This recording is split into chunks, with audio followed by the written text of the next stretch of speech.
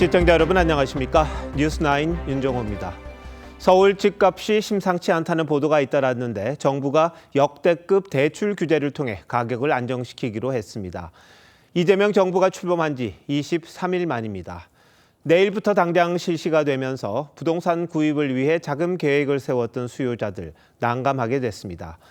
그만큼 부동산 가격 상승을 정부가 심각하게 보고 있다는 건데요. 오늘 뉴스9은 새 정부의 첫 부동산 대책을 자세하게 알아보겠습니다. 먼저 구체적인 내용을 송병철 기자가 정리했습니다. 이번 대책의 핵심은 고가 아파트를 사는데 과도한 대출을 활용하는 걸 막겠다는 겁니다. 먼저 수도권에 있는 집을 사는 사람은 주택담보대출을 6억 원까지만 받을 수 있습니다. 소득이나 집값과 상관없이 대출을 제한하는 건 유례가 없었던 일입니다. 이와 함께 대출을 끼고 집을 사면 6개월 안에 전입을 해야 합니다. 이번 대책은 최근 과열 양상을 띠고 있는 강남권과 한강벨트 주택시장을 타겟으로 하는 고강도 대출 규제라고 볼 수가 있는데요. 그동안 시중은행 자율에 맡겼던 규제도 의무화되고 전 금융권으로 확대됩니다. 다주택자는 아예 주택담보대출이 금지되고 1주택자가 대출을 끼고 추가로 집을 사면 6개월 내에 기존 집을 처분해야 합니다. 만약 어기면 대출이 회수되고 3년간 대출이 제한됩니다. 최대 50년까지 허용했던 주담대 만기도 30년으로 줄어듭니다. 대출자들이 매달 갚아야 할 원리금 부담이 늘어나는 겁니다.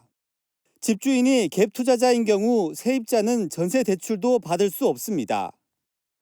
이번 조치는 당장 내일부터 적용됩니다. 오늘까지 부동산 본계약을 하지 않았다면 초고강도 대출 규제를 받게 되는 겁니다. 대출을 준비 중인 수요자들 같은 경우는 되게 혼란스러울 수밖에 없거든요. 자금 조달이 막힌 부분들이잖아요. 정부는 하반기 대출 총량을 기본 계획의 50%로 축소하기로 했고 규제 지역을 추가로 지정하는 방안도 검토하고 있습니다. TV조선 송병철입니다. 그런데 이번 규제가 고가 주택 투자 수요만 겨눈 게 아닙니다. 서민들에게 저금리로 빌려주는 정책 대출과 전세 대출, 직장인이 주로 받는 신용 대출까지 모조리 조였습니다. 상환 능력에 맞춰 적절한 대출을 유도하겠다는 게 정부 취지라고는 합니다만 애꿎은 실수요자들만 피해를 볼 수 있다는 우려도 있습니다. 노도일 기자입니다. 금융당국이 발표한 가계부채 관리 방안은 정책대출 총량을 25% 줄이는 방안도 포함됐습니다. 주택 관련 대출 내에서의 정책 대출 비중이 28%로 지금 차지하고 있는데 꾸준한 상승세를 보이고 있기 때문에 주택 구입 자금인 디딤돌 대출의 경우 출산 가정은 5억 원까지 받을 수 있었는데 내일부턴 4억 원으로 줄어들고 신혼부부는 4억 원에서 3억 2천만 원으로 쪼그라듭니다. 버팀목 전세대출 한도도 20%, 최대 6천만 원 축소됩니다. 일반 전세대출도 수도권은 보증 비율이 90%에서 80%로 줄어듭니다. 대출 심사가 깐깐해지고 대출 한도가 줄어들 수 있는 겁니다. 여기다 연봉의 2배까지 가능했던 신용대출도 이제는 연소득 내로 줄어듭니다. 청년층들은 불만을 제기하고 전문가들도 실수요자가 피해를 볼 수 있다고 지적합니다. 저같이 대출 받기 어려운 청년들도 많을 텐데 늘려줬으면 좋겠고. 저소득층 주거 안정을 위한 그런 정부의 정책이 원래는 목표가 돼야 되는데 오히려 그들이 규제의 대상으로 전락을 했기 때문에 금융당국은 젊은 세대가 상실감을 느낄 수 있다면서도 대출 때문에 집값이 뛰는 악순환을 끊으려면 불가피한 조치라고 설명했습니다. TV조선 노도일입니다. 갑작스런 고강도 규제에 현장은 종일 혼란스러웠습니다. 은행엔 대출 가능 여부를 묻는 문의가 쏟아졌고 부동산 중개업소엔 계약을 오늘 중으로 마무리하려는 사람들로 북새통이었습니다. 이어서 이유경 기자가 전합니다. 정부의 고강도 대출 규제가 발표된 직후인 오늘 오전.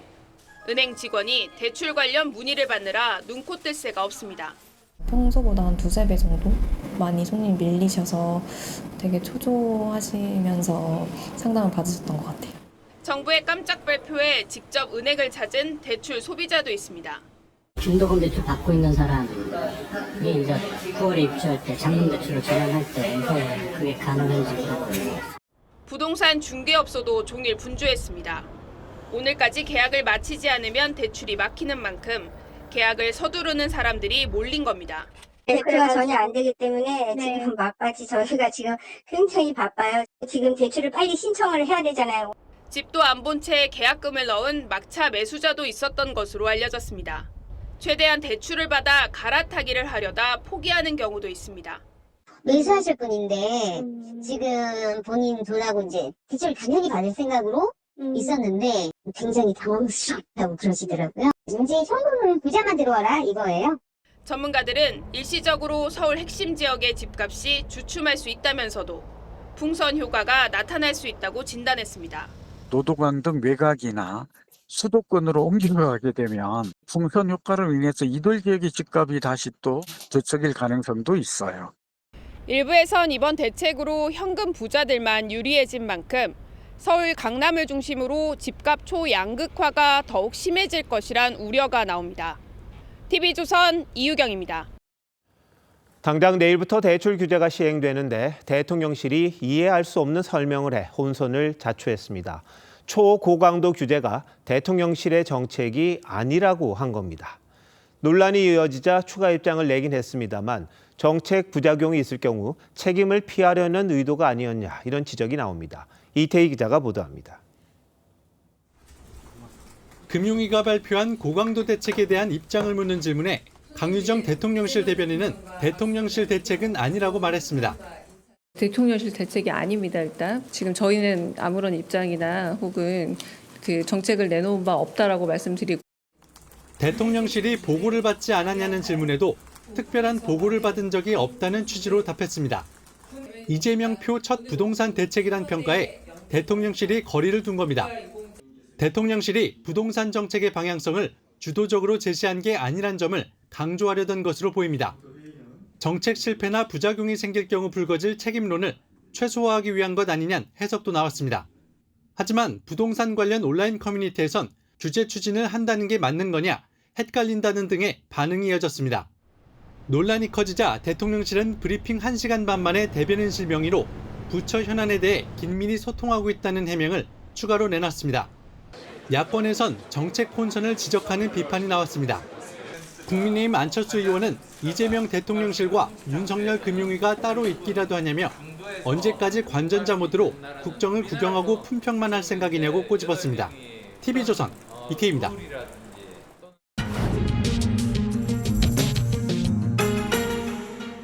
네, 보신 것처럼 서울 일부 지역 집값 상승세가 문재인 정부 때를 넘어서자 정부가 고강도 대출 규제를 발표했습니다. 이번 대책으로 집값을 잡을 수 있을 건지 뉴스더에서 경제부 이정영 기자와 더 짚어보도록 하겠습니다.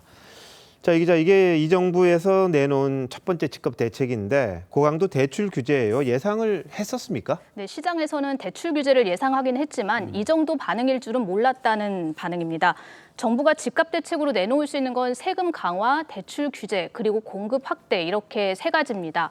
그런데 이 대통령은 취임 전부터 세금으로 집값 잡지 않겠다고 했고요. 공급 대책은 당장 내놓을 수 없는 한계가 있습니다. 그런 만큼 대출을 틀어막을 거라는 관측이 시장에서 많았는데요. 그런데 이번처럼 상환 능력이나 집의 담보 가치와 관계없이 일괄적으로 대출 한도를 제한한 건 사상 초유의 일입니다. 네, 첫 대책부터 이렇게 사상 초유, 초고강도 이런 대책을 내놓는 이유 뭐라고 봐야 합니까? 네, 요즘 반면교사라는 사자성어를 본따서 반문교사라는 말이 돕니다. 문재인 정부 때 잘못된 것을 반성해서 정책을 개선하자는 말입니다. 문재인 정부는 집값이 꿈틀거릴 때마다 두더지 잡기식으로 대책을 발표했습니다. 횟수가 28번이나 되지만 결국 집값 안정에 실패했고 정권도 내줬습니다. 이런 이유 때문에 이재명 정부는 처음부터 초고강도 대책으로 불붙은 집값을 진화하려는 것 아니냐 이런 해석이 나옵니다. 네, 그런데 대출 한도를 6억 원으로 잡았어요. 뭔가 의미가 있는 숫자입니까? 네, 금융위는 수도권 평균 집값과 상환 능력 그리고 총량 관리를 종합적으로 고려했다고 말합니다. 6억 원을 30년간 분할 상환하면 월 300만 원이 넘는데 직장인 평균 소득을 봤을 때는 큰 부담이죠. 또 똘똘한 한 채 쏠림 현상이 서울 전역으로 번졌기 때문에 고가 아파트를 사기 위해서 거액의 대출을 받는 걸 막겠다는 계산도 깔려 있는 걸로 보입니다. 네. 내일 당장 실시하니까 시장이 굉장히 혼란스러웠다고 아까 리포트에서도 나왔는데, 근데 가장 중요한 게 집값인데 집값 잡힐까요? 네, 전문가들은 정부가 빚내서 집 사지 말라는 메시지를 보낸 거라고 강조합니다. 특히 강남 3구와 마포, 용산, 성동구 같은 서울 핵심 지역을 직접 영향권으로 꼽습니다. 이들 지역을 제외하고는 대출을 6억 원까지 받아서 집을 사는 경우가 드물다는 거죠. 이 때문에 한강벨트 지역은 일시적인 조정이 있을 수 있습니다. 하지만 정책 효과는 길게는 6개월에서 8개월이면 사라지기 때문에 공급 확대 같은 후속 대책이 없다면 다시 집값이 뛸 수 있습니다. 공급 부족과 금리 인하까지 겹쳐서 집값이 오를 수밖에 없는 환경이기도 합니다. 네, 그런데 오늘 대통령실이 우리 대책 아니다 이렇게 이야기를 했다가 좀 바꾸긴 했어요. 관계 부처와 긴밀히 소통하고 있다 이런 이야기를 했는데 금융당국 입장은 어떻습니까? 네, 금융위는 관계 부처와 협의했다면서 즉답을 피했습니다. 오늘 발표도 예정에 없다가 어제 오후 늦게 기자단에 공지를 했고요. 통상 이 정도 내용이면 공개 브리핑을 하는 게 일반적인데 자료만 배포하고 비공개로 기자단에 설명하는 데 그쳤습니다. 초고강도 대책을 내놨지만 집값이 잡히지 않았을 때 올 수 있는 후폭풍을 최소화하려는 의도로 보입니다. 대통령실이나 국정기획의 입장을 보더라도 종합 대책이 나오기 전까지 일종의 전략적 외면을 하는 것 아니냐 하는 생각도 듭니다. 네, 어느 정권이든 집값이 너무 비싸도 문제고 너무 싸도 문제고 이렇게 논란이 됐었습니다. 문재인 정부가 28번 했다고 아까도 이야기를 했는데 이 금융 대책으로 이게 잡힐지 그건 의문인데 근본적인 건 수요 공급 이게 맞춰져야 되는 게 아닌가 싶기도 하네요. 이 기자 잘 들었습니다.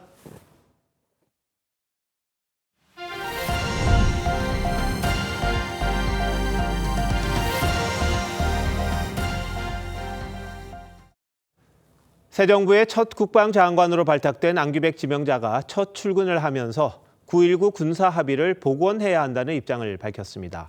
문재인 정부 때 합의는 했습니다만 북한이 도발을 이어가면서 지난 정부 때 효력이 정지됐었죠. 이를 되돌리겠다는 겁니다. 여기에 통일부 명칭에서 통일을 빼는 방안까지 급선회하는 안보정책, 문제는 없는 건지 이채현 기자가 알아봤습니다. 안규백 국방장관 지명자는 북한은 우리의 적이면서 동포라며 남북 민간 교류 이후 9.19 군사 합의를 복원해야 한다고 밝혔습니다. 먼저 민간적인 차원에서부터 서로가 교류가 있고 그리고 9.19 군사 문제도 다시 복원을 해서 한반도가의 평화의 기류가 흐르는. 남북은 2018년 평양 정상회담을 계기로 상호 적대 행위 전면 중단에 합의했지만 북한이 이듬해 해안포 사격을 시작으로 3,600차례에 넘는 도발을 이어가자 지난해 6월 윤석열 정부는 효력을 중지했습니다. 10-50으로 남북 간의 상호 신뢰가 회복될 때까지 9.19 군사합의 전부 효력 정지를 결정했습니다. 통일부는 부처 이름에서 통일을 빼는 방안도 검토 중인데 2023년 말 적대적 두 국가를 선언한 북한에 동조하는 듯한 오해를 줄 수 있다는 우려가 나옵니다. 근데 북한이 만약 그런 생각이 아니라고 해서 그럼 북한 앞에 가서 우리가 그 말도 할 수 없다 그러면 북한의 두 국가론을 전제로 해서 그런 논의를 하는 건 아니고 정책적인 변화 이런 것들을 고려해서 이재명 정부의 정책 급선회 움직임에 국민의힘은 안보 포기라고 비판했습니다.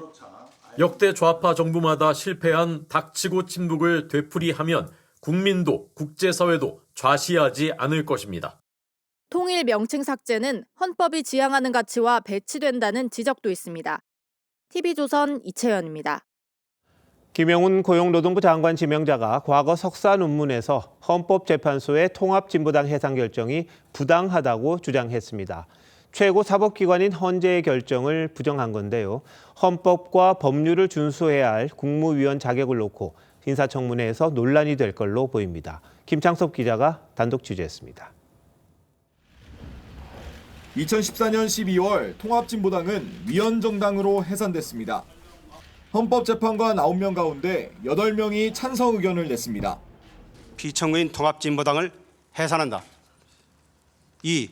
피청구인 소속 국회의원들은 그 의원직을 상실한다. 이듬해 김영훈 고용노동부 장관 지명자는 한국 진보정치 복원을 주제로 한 성공에 대해 석사 논문에서 헌재의 결정을 사실상 부정했습니다.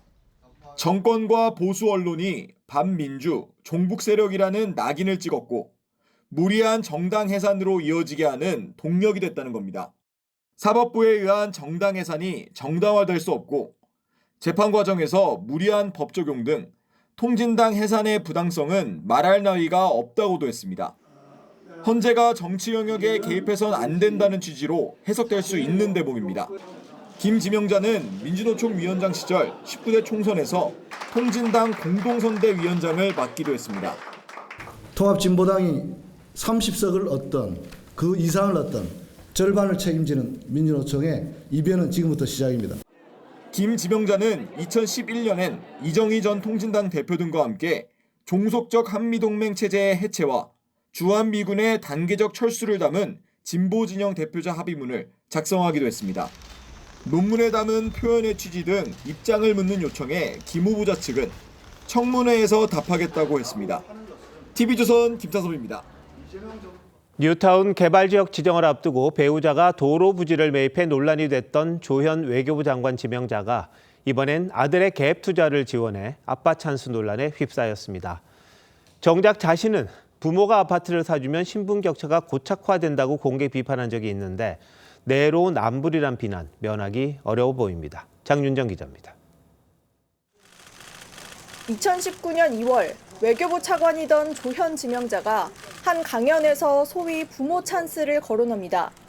부모가 아파트를 사준 경우와 그렇지 않은 경우 이게 캐치업, 따라잡기가 굉장히 어렵게 돼버렸습니다. 우리 사회가 점점 신분이 고착화되고 심각한 사회 문제인 만큼 해결 방안을 찾아야 한다고도 했습니다. 하지만 10달 뒤 조 지명자는 아들의 갭 투자를 지원했습니다. 해외에 체류 중인 아들 부부가 서울 용산의 66평짜리 한강변 아파트를 전세를 끼고 18억 원에 샀는데 당시 전세 시세를 감안하면 10억 정도가 필요했을 걸로 보입니다. 이 가운데 조 지명자와 조 지명자의 장모가 6억 원가량을 보태준 걸로 파악됐습니다. 조 지명자의 아들은 3에서 4억 원을 들여 6년 만에 15억 원에 달하는 시세 상승을 누리게 된 셈입니다. 20년 그때부터 올라가지고 차츰 올라가지고 지금 이제 31억, 33억 그래. 당시는 부동산 투기 과열로 문재인 정부가 여러 대책들을 내놓던 시점이었습니다. 갭 투자 비중은 꾸준히 증가하여 60% 수준에 육박하고 있는 상황입니다. 편법, 불법 증여 및 대출 규제 우회 등 이상 거래도 조 지명자는 증여로 처리하고 세금도 모두 납부했다며 관련 자료는 국회에 제출하겠다고 했습니다. TV조선 장윤정입니다. 민주당이 이재명 대통령의 대북 송금 의혹 사건의 진상을 규명하겠다며 이른바 정치검찰 TF를 만들었습니다. 3년째 해외 도피 중인 인터폴 적색 수배자의 인터뷰 한마디에 수감 중인 이화영 전 부지사가 특검을 주장하더니 이젠 집권 여당까지 공식 조직을 만들었습니다. 민주당이 대법원 판결을 부정한 게 한두 번은 아닙니다만 이런 흐름을 어찌 봐야 할지요. 먼저 고이동 기자가 보도합니다. 쌍방울 대북송금 의혹 사건의 핵심 피의자인 배상윤 KH그룹 회장은 해외 도피 3년 만에 이재명 대통령은 이번 사건과 무관하다는 내용의 언론 인터뷰를 했습니다. 민주당은 검찰의 이재명 죽이기 공작이 드러났다며 해당 발언 공개 사흘 만에 이른바 정치검찰 조작기소 진상규명 TF를 출범시켰습니다. 국민을 기만하고 사법정의를 농락한 정치검찰의 대북송금 의혹 조작 사건을 철저히 재수사해야 합니다. 인터폴 적색수배 대상자로 체포영장이 발부된 인물의 주장을 근거로 재수사를 요구하고 나선 겁니다. 정치검찰의 주한 민낯들이 연이어 드러나고 있습니다. 검찰총장 출신의 윤석열이 대통령이 되면서 검찰은 권력의 신여를 넘어 권력 그 자체가 되어 민주당의 정권 초부터 대북송금 사건에 대한 공세 수위를 높이는 건 최근 유죄가 확정된 이화영 전 경기부지사의 조작 수사 주장에 힘을 싣는 동시에 이 대통령의 사법 리스크까지 해결하겠다는 의미란 해석이 나옵니다. 이화영은 재심을 해야 되고 이재명 대통령에 대해서는 확실한 무죄가 되는 거죠. 민주당은 변호사비 대납 의혹으로 시작된 사건이 돌연 대북송금 사건으로 변질됐다며 철저한 진상규명과 책임자 처벌이 검찰개혁의 첫걸음이라고 강조했습니다. TV조선 고유동입니다. 이번 사건으로 이화영 전 부지사는 대법원이 징역 7년 8개월을 확정해 수감 중입니다. 배상윤 회장 주장과 달리 이 전 부지사 재판에선 1, 2, 3심 모두가 이재명 도지사에게 보고했다는 김성태 전 쌍방울 회장의 진술을 믿을 만하다고 일관되게 인정했습니다. 황정민 기자가 이어서 보도합니다. 이화영 전 부지사는 2023년 7월 쌍방울 대북 송금을 이재명 도지사에게 보고했다고 검찰에 진술했다가 2달 만에 말을 뒤집었습니다. 검찰이 술을 주며 회유해 허위 진술을 했단 겁니다. 술 파티를 하고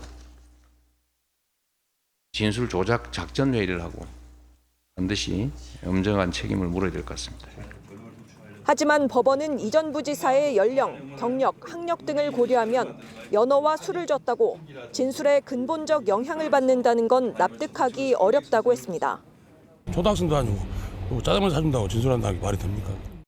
반면 김성태 전 쌍방울 회장은 방북 비용 대납이 이재명 지사에게 보고가 된 건지 묻자 당연히 그쪽에 말씀드렸다고 이 전 부지사가 답했다고 진술했는데 1심부터 대법원까지 모든 재판부가 신빙성을 인정했습니다. 이화영 전 부지사 재판에서의 사법부 판단은 이 대통령과 무관하다는 배상윤 회장의 주장과 배치됩니다. 범죄 피의자의 일방적인 말만 듣고 거기에 부하 내동하는 민주당의 상식의 복원으로 이루어져야 된다고 생각을 하고 민주당 등 범여권은 과거에도 사기 등 전과자의 제보를 바탕으로 이른바 검언 유착을 주장했지만 관련자들은 모두 무죄나 무혐의로 판명났습니다. TV조선 황정민입니다.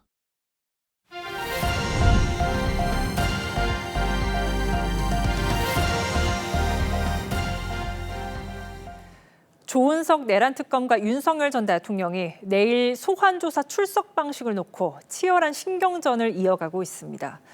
윤 전 대통령 측은 지하주차장을 통한 비공개 출석을 요구하고 있는데 특검은 지하주차장 입구를 열어주지 않겠다고 못 박았습니다. 류태영 기자입니다. 윤석열 전 대통령은 내일 소환조사를 앞두고 여전히 비공개 출석을 요구하고 있습니다. 오전 10시까지 변호인 3명과 함께 특검이 있는 서울고검으로 가겠다면서도 지하주차장을 통해 비공개 출석하는 것을 현장에서 특검과 협의할 계획입니다. 하지만 특검은 1층 현관을 통해 들어오지 않으면 출석 불응으로 간주하겠다고 엄포를 놨습니다. 특검은 지하주차장으로 통하는 차단봉도 열어줄 수 없다고 밝혔습니다. 특검은 경호처와 협의를 통해 윤 전 대통령 조사실과 경호 인력 대기 공간 마련 등 실무 준비를 모두 마쳤습니다. 필요하다면 본인 동의하에 오후 6시 이후 심야 조사도 할 방침입니다. 지난 16일 지병으로 입원했던 김건희 여사는 오늘 퇴원했습니다. 김건희 특검팀은 김 여사 소환 시점을 검토하고 있습니다.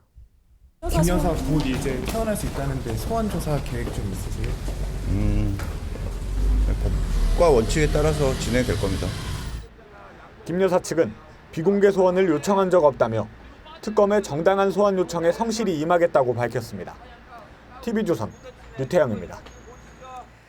검찰이 대장동 개발 비리 혐의로 기소된 김만배 씨와 유동규 전 본부장에게 각각 징역 12년과 7년의 중형을 구형했습니다. 1심 재판이 시작된 지 4년 만입니다. 윤 전 본부장은 최후 진술에서 이재명 당시 성남시장의 정치적 성공을 위한 일이었다고 했습니다. 한지은 기자입니다. 유동규 전 본부장과 남욱 변호사 등 대장동 민간업자들이 결심 공판 참석을 위해 법원 정사에 들어섭니다. 대장동 개발 사업 과정에서 성남도시공사에 4,895억 원의 손해를 끼친 혐의를 받고 있습니다. 저는 진실을 말했고 재판장님께서 그와 적절한 판단을 해주실 거라고 생각됩니다. 유 전 본부장은 최후 진술에서 이재명 당시 성남시장의 정치적 성공을 위해 범죄에 연루된 것이라며 처벌을 달게 받겠다고 했습니다.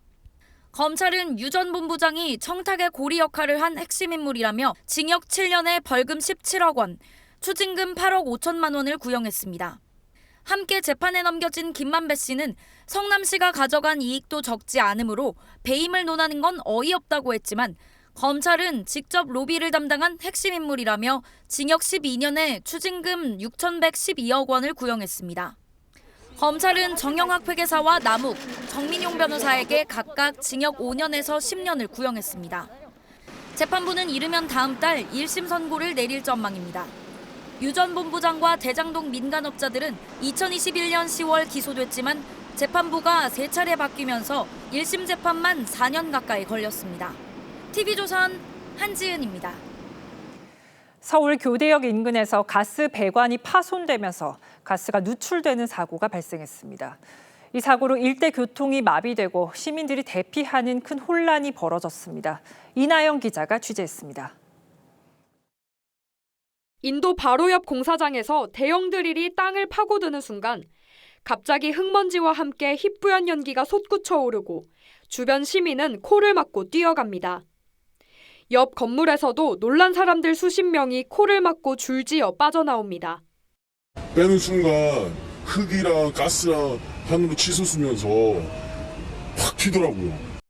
오늘 오전 10시 47분쯤 서울 교대역 인근 공사장에서 포크레인이 울타리 설치를 위해 드릴 작업을 하던 중 도시가스 배관을 파손했습니다. 이 사고로 일대가 긴급 통제됐습니다. 오늘 사고로 교대역 사거리가 통제되고 열차가 무정차 통과하면서 점심시간 교대역 주변은 극심한 혼잡이 빚어졌습니다. 가스가 누출 압력이 높다 보니까 쉬 하는 소리가 상당히 크게 들리고 두렵고 그런 마음이 들렸었습니다. 교대역 안에서 승객들을 대피시키던 영무원 한 명은 가스를 흡입해 병원에 이송됐습니다. 도시가스 업체가 추가 사고를 막기 위해 주변 1,900세대의 가스 공급을 차단했습니다. 1차 차단했을 때 그 가스가 압이 떨어지지 않아서 더 주변을 더 찾아서 작업을 했고요. 소방당국은 사고 4시간여 만에 가스 누출이 멈춘 것을 확인하고 주변 통제를 해제했습니다. TV조선 이나영입니다. 충남 당진의 2층짜리 단독주택에서 불이 나 80대 노부부가 숨졌습니다. 거동이 불편했던 부부는 미처 대피하지 못하고 참변을 당한 걸로 보입니다. 김다루 기자입니다. 어디선가 검은 연기가 뿜어져 나와 주택가 골목으로 퍼집니다. 연기에 놀란 주민들이 나와 걱정스럽게 주위를 맴돕니다. 잠시 뒤 경찰차와 소방차가 도착해 진화에 나섭니다. 어젯밤 11시 20분쯤 80대 노부부가 살고 있는 충남 당진의 한 단독주택에서 불이 났습니다. 할머니가 두 마디 이제 살려달라고 이제 두 마디 그건 못 들었어요. 딱 두 마디. 소방관들이 집 안으로 들어갔을 때 부부는 심정지 상태로 침실 침대와 바닥에서 누운 채 발견됐는데 병원으로 옮겨졌지만 끝내 숨졌습니다. 화재 열기에 집안 커튼은 녹아내렸고 방범창도 새까맣게 그을렸습니다. 가재도구가 모두 불에 탄 집안에서는 보행 보조기도 발견됐습니다. 부부는 지병으로 거동이 불편했던 것으로 알려졌습니다. 휠체어도 있어요, 밖에. 한 분은 와상 환자라고요. 한 분은 거동 불편 환자라고. 경찰과 소방당국은 정기적 요인으로 불이 시작된 것으로 보고 정확한 화재 원인을 조사하고 있습니다. TV조선 김다로입니다. 이재명 대통령이 대북전단 살포에 엄정 대응 지시를 내리면서 단속이 강화되고 있습니다. 이번에는 인천 강화에서 미국인들이 쌀을 담은 페트병을 북한으로 보내려다 체포됐습니다. 김준석 기자입니다. 사람들이 바다를 향해 페트병을 던집니다. 페트병은 빠른 조류를 타고 북한으로 향합니다. 오늘 새벽 같은 방법으로 강화군 망월돈대에서 북한에 페트병을 띄워보내려던 미국인 6명이 경찰에 체포됐습니다. 미국인들은 20대에서 50대로 쌀과 달러, 성경이 든 커다란 포대를 들고 다니다 이를 수상히 여긴 해안감시 군인에 발각됐습니다. 경찰은 이들이 페트병 1,300개를 북한에 보내려다 미수에 그쳤다며 재난 및 안전관리기본법 위반 혐의로 입건해 조사하고 있습니다. 전에도 살포를 했거나 시도한 적이 있는 사람들인가요? 아니, 모르고요. 처음인 것 같은데 수사 중입니다. 미국인들은 선교단체 소속으로 추정됩니다. 한국인의 도움 없이 외국인이 북한에 물품을 보내려 한 것은 이례적입니다. 주로 교동일, 교동대교나 성모대교나 그런 데서 쭉 했었는데 이번에 어떻게 여고를 찾았는지 썰물 때니까 여기서 페트병을 놓게 되면 그대로 순식간에 그냥 북한 쪽으로 넘어가는 거죠. 강화군은 지난해 11월부터 위험구역으로 지정돼 대북전단 살포 행위를 금지하는 행정명령이 내려진 상태입니다. 경찰은 TF팀을 꾸리고 대북전단 살포 행위 단속을 강화하기로 했습니다. TV조선 김준석입니다. 오늘 남부지방에는 올해 첫 폭염특보가 내려졌습니다. 무더위가 시작되면서 해수욕장들도 속속 개장하고 있는데 불청객 해파리가 벌써부터 기승입니다. 해수욕장들은 해파리 쏘임 사고를 막기 위해 거대 그물망 설치에 나서고 있습니다. 하동원 기자입니다.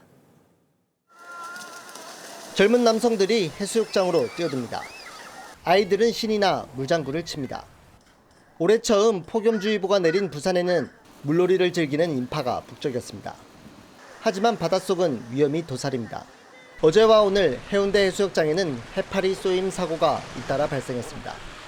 해파리가 많이 나온다고 해서 안에 너무 깊숙이 들어가는 건 자제하려고 했고요. 개장을 앞둔 광안리 해수욕장에는 해파리 유입을 막기 위한 그물망이 등장했습니다. 길이 1.1km로 해변으로부터 100m 밖에 설치됐습니다.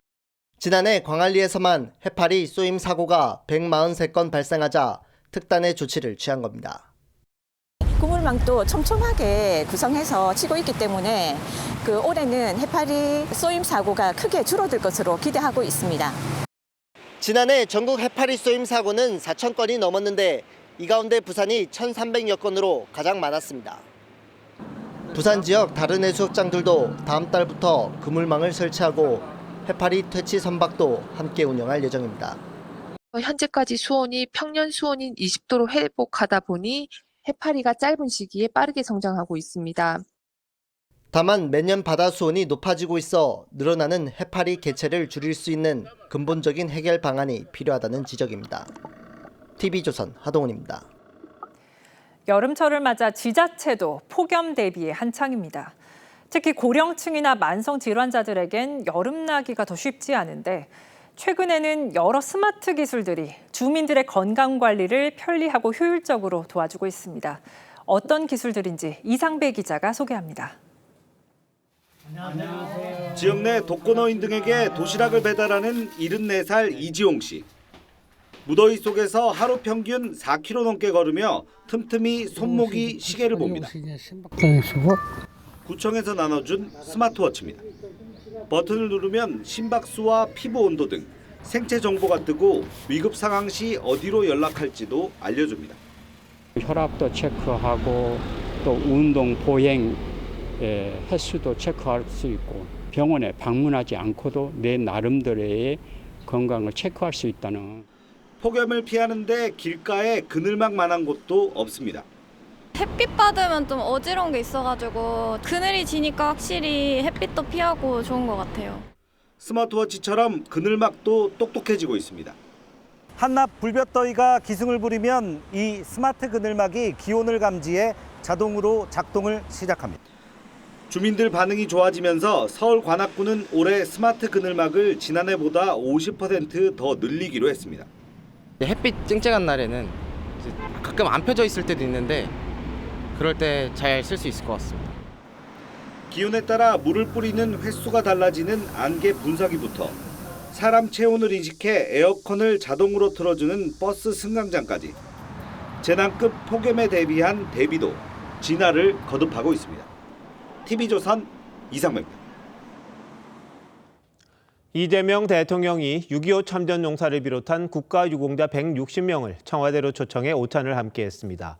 제2연평해전과 천안함 폭침 사건 유족들도 참석했는데 이 대통령이 각별한 보상과 예우를 약속한 만큼 음모론은 이제 사라지겠죠. 최민식 기자가 보도합니다. 이재명 대통령이 6.25 참전 유공자인 이춘자 여사에게 광목이불을 선물로 전달합니다. 대표로 선물을 전달받으신 이춘자님은 유경대원으로 1951년 항해도 연백군 현중리 전투에 참전하여 1980년 5월 전남도청에서 계엄군과 맞서다 숨진 고 문재학군의 어머니 김길자 여사도 참석했습니다. 문 군은 노벨문학상을 받은 소설가 한강의 대표작 소년이 온다, 주인공 동호의 실제 모델입니다. 제가 광주에 갈 때마다 자주 뵙는데 꼭 저를 그때 나이 1살 차이였던 자제분과 닮았다고. 연평해전 등 서해를 지키다 숨진 용사들의 유족들도 함께했습니다. 천안함 폭침 사건을 놓고 민주당과 수차례 충돌해온 최원일 전 천안함 함장도 행사에 참석했습니다. 최 전 함장은 진보 정권이 보훈 행사에 나를 초청한 건 처음이라며 민주당 지지자들도 더는 천안함 사건에 대해 음모론을 제기하지 못할 것이라고 했습니다. 이 대통령은 국가를 위해 희생하신 분들은 각별히 예우해야 한다고 말했습니다. 일제 치하의 독립운동, 그리고 6.25 전쟁, 5.18 민주화운동, 서해 수호의 역사를 통해서 오늘의 대한민국이 있습니다. 이종찬 광복회장은 이 대통령에게 보훈비서관 신설을 요청하기도 했는데 대통령실은 검토하겠다고 답했습니다. TV조선 최민식입니다. 원자력안전위원회가 어제 고리 원전 1호기를 해체하기로 최종 결정했습니다. 원전을 짓는 것만큼 해체하는 것도 국가적 규모의 미래 먹거리라는데 시장성이 정말 좋은지, 기술적으로 문제는 없는지 신유만 기자와 따져보겠습니다. 자, 신 기자, 고리 1호기 어떤 원전입니까? 네, 부산 기장군에 있는 고리 1호기는 1978년부터 가동된 우리나라 첫 대형 상업 원자력 발전소입니다. 박근혜 정부 때인 2015년 영구 정지가 결정됐고 2017년 40년 역사를 끝으로 가동이 종료됐습니다. 한국수력원자력은 지난해부터 해체 사전 작업으로 원전 내 방사성 물질 제거 작업을 하고 있습니다. 원전 해체 작업은 어떻게 하는 겁니까? 원전이 가동을 멈추면 사용 후 해결료 반출 등의 계획을 세우게 됩니다. 이후 방사성 오염물을 제거하고 시설을 철거하는 데 추가로 6년 정도 걸립니다. 해체 작업을 모두 끝내는 데까지 일반적으로 15년 정도 소요되는데 원안위는 2037년까지 고리 1호기 해체를 마친다는 계획입니다. 우리나라가 원전은 참 잘 짓는데 해체 기술은 어느 정도 수준인가요? 우리나라 기술은 이 분야 선진국 미국의 87% 수준으로 평가받습니다. 우리나라는 서울 공릉동에 있었던 연구용 원자로 한 기를 해체해본 경험이 있는데 전문가들은 우리나라가 수준급의 원전 건설 기술을 가진 만큼 해체 자체는 어렵지 않지만 경험이 부족하기 때문에 예상치 못한 변수가 있을 수 있다고 경고합니다. 봤더니 오염이 많이 돼 있는 거예요. 제대로 설거지를 해가지고 분리를 해서 버리자니 생각보다 더 돈이 들어가고. 우리나라 말고도 외국에서도 원전을 중단시키고 해체하는 곳 많지 않습니까? 그렇습니다. 현재 전 세계 원전 215기가 가동 영구 정지 상태입니다. 2050년까지 600기의 가동이 정지될 거라는 예상치도 있습니다. 해체 시장 규모는 540조 원이 넘을 것으로 추정되는데 한수원은 고리 1호기 해체 경험이 세계 시장 진출에 교두보가 될 것으로 기대하고 있습니다.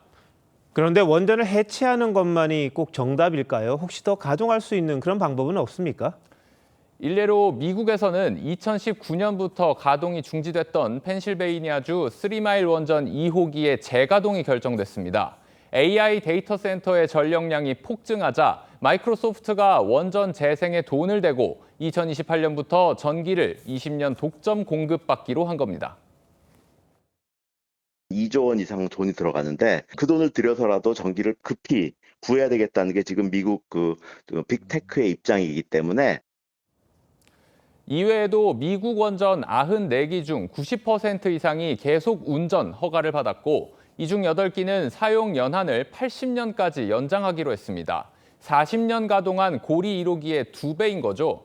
이 때문에 해체 원전 시장의 규모가 과대평가됐다는 시각도 있습니다. 여전히 신규 원전 건설 시장도 크죠? 맞습니다. 세계 원자력 협회는 2040년까지 107기의 원전이 새로 생길 것으로 예상합니다. 당장 윤석열 정부에서 체코와 맺은 26조 원 규모 원전 수주 건이 있죠. 이재명 대통령도 지난 11일 체코 총리와의 통화에서 원전 건설을 계획대로 추진하자는 공감대를 이뤘습니다.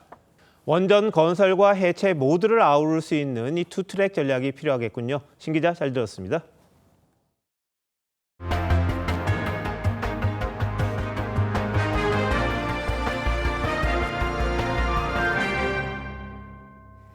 자신의 결혼식에 600억 원 이상을 쓰는 갑부가 있습니다. 바로 아마존의 창립자 제프 베이조스인데 논란 속에서도 이탈리아 베네치아에서 3일간의 초호화 결혼식을 시작했습니다. 이정민 기자입니다.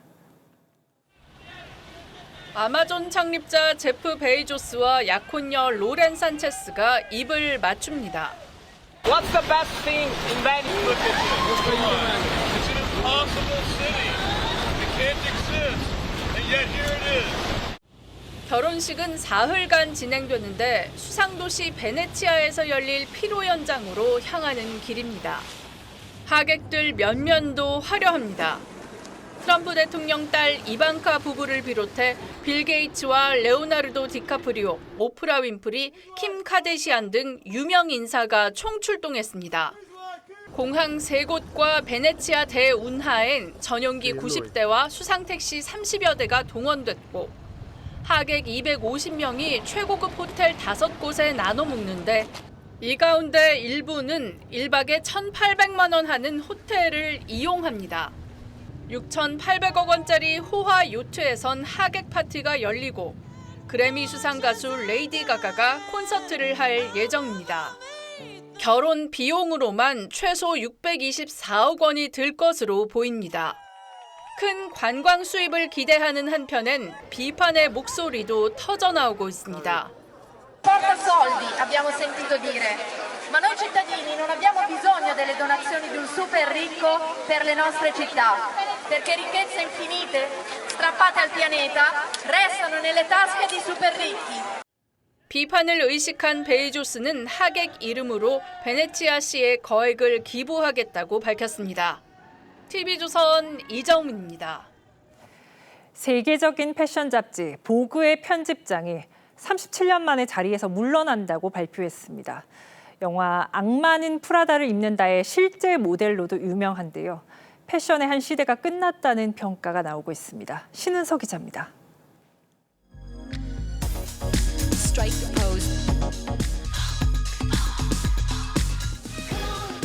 1892년 뉴욕 상류층을 겨냥해 출간된 미국 패션 잡지 보그. 뉴욕을 세계 패션 중심지로 끌어올린 보그의 최전성기엔 영국 출신 단발머리 편집장이 있었습니다. 패션계의 거목 애나 윈터가 37년간 몸담았던 보그 편집장직을 떠난다고 발표했습니다. 그녀가 도착해야 패션쇼가 시작할 정도로 영향력을 과시하고 영화에선 완벽주의자 편집장으로 그려지기도 했습니다. I need 10 or 15 skirts. What kind of skirts? Please bore someone else with your question. 민주당 지지자로 대통령부터 스타까지 화려한 인맥을 자랑하고 새벽 5시 기상, 밤 10시 취침을 위해 한 파티엔 10분 이상 머무르지 않는 걸로 유명합니다. Tory is certainly one of our great American designers, also important to celebrate female designers. 1988년 편집장으로서 첫 번째 표지엔 청바지를 입은 모델을 등장시켜 세간을 놀라게 했습니다. 반면 자신과 뜻이 다른 디자이너들과의 불화, 엘리트주의에 대한 비판도 받고 있습니다. 올해 75살인 애나 윈터는 보그를 떠나지만 해외 편집 책임자 직책 등은 유지할 예정입니다. 외신들은 벌써부터 패션에 한 시대가 저물었다고 평가했습니다. TV조선 신은서입니다. AI 기술은 우리의 일상에 이미 깊숙이 자리 잡고 있죠. 집안일도 해주고 일터 업무도 크게 덜어주고 있습니다. 오늘 막을 내린 국내 최대 테크 컨퍼런스 메타콘에서는 AI가 바꿀 미래의 풍경을 미리 만나볼 수 있었습니다. 임유진 기자가 소개합니다. 냉장고에 식재료를 넣자 자동으로 목록에 추가되고 조리법도 추천해줍니다. 정수기로 물 270ml 보내줘. AI가 바꾼 주방의 풍경입니다. 요리뿐만이 아닙니다. 설거지, 빨래, 청소까지 AI가 집안일을 도와주는 걸 넘어 완전 자동화가 목표입니다. 그런 집안일의 수고를 덜어주는 경험 중심으로 되어 있었다면 앞으로는 내가 원하는 것을 알아서 해주는, 향후에는 내가 모르는 것도 알아서 해주는. 집 자체가 하나의 AI로 연결되면서 가능한 변화입니다. 연결의 영역은 집 밖을 넘어섭니다. 웨어러블 기기로 원격 제어나 건강 관리를 하는 건 기본, 착용 사실을 잊을 정도로 우리 몸의 일부가 되는 세상이 다가오고 있습니다. Presence in this form factor is a little less intrusive and it makes it feel a little more like it's part of the environment around us. 일터에서도 단순 반복 업무는 이미 AI 몫이 됐습니다.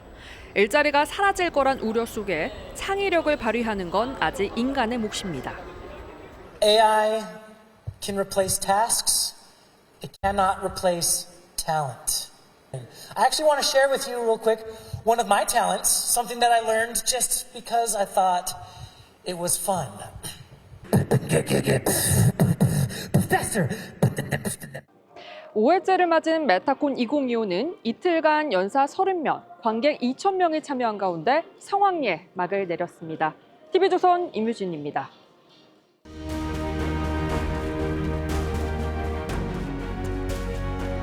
정저지와 우물한 개구리를 일컫는 말이죠. 그곳에서만 살다 보니 우물이 세상의 전부인 줄 믿습니다. 어느 날 바깥 구경을 하고 돌아온 친구 개구리가 네가 본 건 그림자뿐이다 이렇게 말을 하자 화를 냅니다. 너 미쳤다고. 장자 추수편에도 우물한 개구리 이야기가 나옵니다. 보고 싶은 것만 보고 다른 건 무시하는 현상이 그때도 있었던 모양입니다. 세상이 개방되면 가짜는 사라질 줄 알았습니다. 하지만 소셜미디어가 발달하고 AI 알고리즘이 인간의 선택을 지배하면서 확증 편향은 더욱 심각해졌습니다. 특히 정치 쪽이 문제입니다. 유튜브가 거대한 공장이 돼 정치 왜곡을 심화시키고 현실 정치에도 막강한 영향력을 발휘합니다. 이재명 정부의 첫 민정수석 오광수 불과론도 민주당 성향의 한 유튜브에서 시작됐습니다. 청와대 민정수석 특수통이 가서는 안 된다. 먼저 변신을 해서 굽신거리고 그다음에는 자료를 모아서 배신을 합니다. 이 대통령이 공식 임명한 뒤에도 김어준 씨는 대통령의 비서라 언제든지 바꿀 수 있다고 했고 낙마합니다. 민주당 대표 선거에 대한 세력 분석은 가관입니다. 이게 이재명 대통령과 방송인 김어준 씨와의 대결 양상으로 보인다. 김어준 씨 쪽의 지지층은 정청래, 박찬대 의원 쪽은 그래도 이재명 대표를 더 지지하는 지지층. 펄펄 살아있는 신임 대통령의 권력을 일개 유튜브에 비유하고 있습니다. 각 진영 지지자들이 유튜브에 집결하고 정치한다는 사람들까지 여기 의존하면서 벌어진 일입니다. 이런 문제는 여야나 이념을 떠나 마찬가지입니다. 윤석열 전 대통령이 계엄을 선포하고 난 다음에 선관위에 계엄군을 투입했던 사실은 근원과 똑같습니다. 선거의 공정성에 대한 신뢰에 좀 의문이 드는 것들이 많이 있었고 선관위의 전산 시스템을 전반적으로 스크린할 수 있으면 해봐라. 선거 부정에 대한 일관된 주장은 유튜브에서 쉽게 볼 수 있습니다. 보고 싶은 것만 보고 그게 자꾸 쌓이면서 집단 사고의 늪에 빠지면 현실과는 점점 멀어질 수밖에 없습니다. 사람의 심리가 너무나도 약하기 때문입니다. 심리학자 솔로몬 메시의 집단 동조 실험을 한번 보면 피실험자 한 사람 외에 공모자 전체가 틀린 답을 할 경우 피실험자 중 37%가 눈으로 뻔히 증거를 보면서도 함께 틀린 답을 합니다. 탈진실은 곧 파시즘의 전 단계라고 스나이더 박사가 경고한 이유를 여기서 찾을 수 있습니다. 그렇다고 우리 사회를 거짓의 모래성 위에 세울 수는 없습니다. 가짜에 대응하고 진실을 끊임없이 추구하는 노력만이 세상을 지킵니다. 6월 27일 윤정호 앵커 칼럼, 우물한 유튜브였습니다.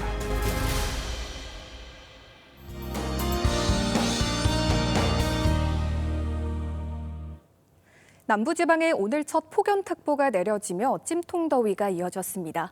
내일은 무더위 속 비 소식 들어있는데요. 오늘 밤 중부지방부터 정체전선의 영향을 받겠습니다. 중부지방부터 시작된 비는 오전에 전국 대부분 지역으로 확대되겠습니다. 수도권에 5에서 50mm, 남부지방에 50에서 60mm로 중부보다 더 강한 비가 내리겠습니다. 남부지방은 내일 밤에 그치겠고 중부지방은 모레 오전까지 이어지는 곳이 있겠습니다. 내일 전국이 대체로 흐린 가운데 제주도는 맑겠습니다. 내일 아침 기온 서울 23도, 강릉 24도로 열대야가 나타나는 곳이 있겠습니다. 내일 한낮 기온 서울 28도, 대구 34도, 광주 32도까지 지속겠습니다. 높아진 습도로 인해 체감 온도는 더욱 높겠습니다. 수도권과 강원 영서는 다음 주 초반에도 비가 내릴 전망입니다. 날씨였습니다. 6월 27일 금요일 뉴스9 마칩니다. 시청해주신 여러분 고맙습니다.